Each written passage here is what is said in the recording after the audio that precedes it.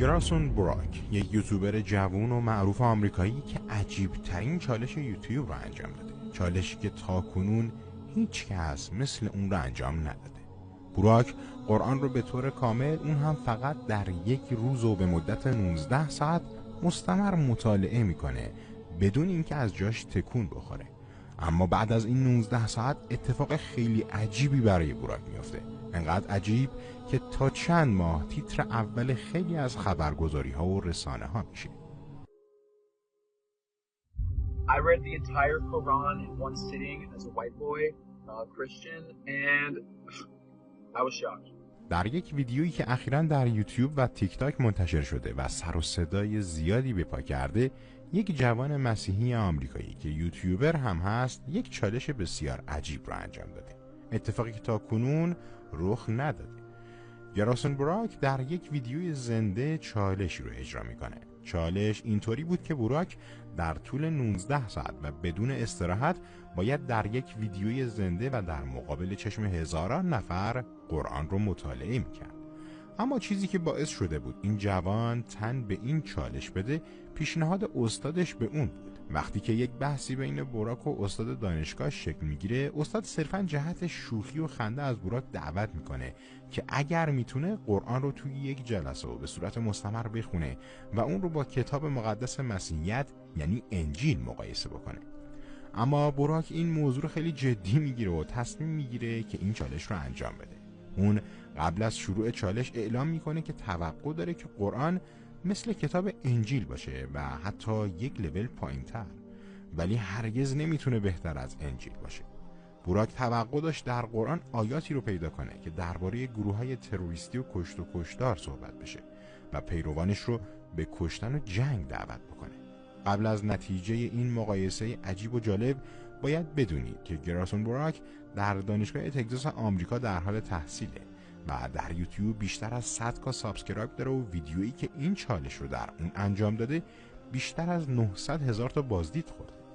اما نکته‌ای که در ویدیوی براک عجیب و چالش برانگیز بود و توجه بسیاری رو به خودش جلب کرد این بود که گراسون کاملا بدون لباس قرآن رو مطالعه کرد و عجیبتر اینجا بود که گراسون هنگام مطالعه قرآن یادداشت‌های عجیبی رو روی بدنش انجام میداد. علامت‌هایی که روی بدن گراسون می‌بینید خالکوبی نیست. اونها علامت‌هایی هستند که در هنگام مطالعه قرآن اونها رو روی بدنش می‌نوشت. بالاخره بعد از 19 ساعت براک این چالش رو تموم کرد. And I was pretty shocked, okay, because it literally says you shall show kindness to your parents.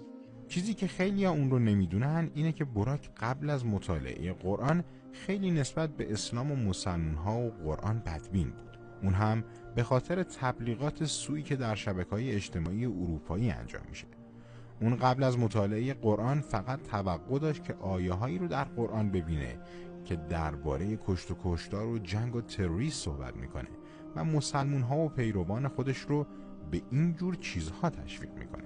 اما به جای این چیزها براک زیبایی کامل قرآن رو پیدا کرد، تا حدی که قرآن رو بهترین و آرامش بخشترین کتاب دنیا میدونست. اون تعریف میکنه I read the entire Quran in one sitting as a white boy, Christian, and I was shocked because, and I can prove that I read the whole thing because you cannot see the video right there, but I was shocked because I thought it was going to be like really evil and about, I don't know, terrorism, and it was actually amazing. And the most peaceful thing I've, like, after finishing, I was just like, wow. I feel like I've had some questions answered about life. It literally says ward off evil with good. Where did this notion come from that people think Islam is very like evil and aggressive and angry? Maybe it's because the news. I think it's because the news. Everything is from the news is fake. The news is fake. براک در سوره بقره آیه‌ای پیدا کرد که اون رو خیلی متعجب کرده بود. چیزی که شاید خیلی از ما مسلمان‌ها هم از اون بیخبریم. اون فهمید که تمام ما مسلمان‌ها به پیامبر و حضرت عیسی ایمان داریم و اونها رو پیامبران بزرگی می‌دونیم. اما تفاوت ما با مسیحیت اینه که حضرت عیسی رو پسر خدا نمی‌دونیم. دقیقاً چیزی که مسیحیت به اون اعتقاد داره.